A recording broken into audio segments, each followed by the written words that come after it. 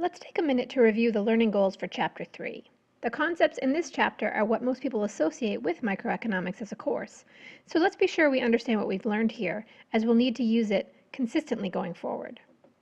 The learning goals for this course chapter were grouped into three areas of focus: demand, supply, and market interaction equilibrium. Looking at the learning goals for the concepts related to demand, in green here, and for supply, here in blue, we can see that there is a parallel in the way we think about how consumers, who do the demanding in product markets, and producers, who do the supplying in product markets, act in the market setting. We have learned about the difference between demand and quantity demanded, and similarly between supply and quantity supplied. We have also learned to distinguish between demand or supply of one individual economic actor and that of the full market, which is market demand and market supply. We have also learned that there are economic laws of supply and demand that state the relationships between price and quantity in each case. As price goes up, quantity demanded goes down, holding all else constant, which is ceteris paribus, and likewise, as price goes up, quantity supplied goes up. We also learned about different types of goods, normal and inferior goods, different relationships among goods, substitutes and complements, and about how the substitution and income effects work together to create the increase in quantity demanded when price decreases. Finally, we brought demand and supply together in the market through the interaction of buyers and sellers.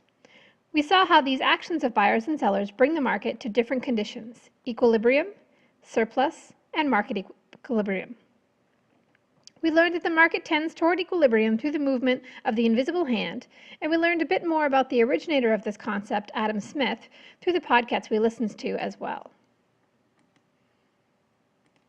These concepts of the actors in the market and their behavior link to the foundational economic tenets. Voluntary trade creates wealth. Through that, we see how buyers and sellers voluntarily engage in market transactions. We'll learn more about the rationale of the actions of buyers and sellers when we come to Chapter 10 and beyond.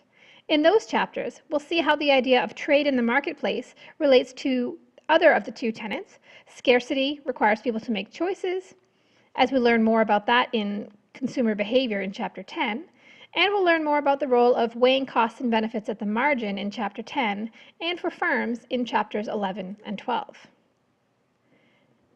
Incentives in economic systems impact choice in predictable ways. We'll learn more about this in the next chapter, Chapter 4, as we see what happens when the government becomes an actor in the market.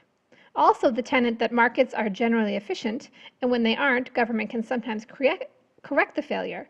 This is something we'll begin to consider more in the next chapter as well. If you're ready, you should turn now to the Chapter 3 materials in the module. Remember, you can always bring any questions you have to my office hours or to the tutor for this course. You can make an appointment with the tutor through the ARC using the Academic Resources tab at the top of EC Learn, and you can book an appointment with me through the EC Learn homepage, or just come to walk-in office hours.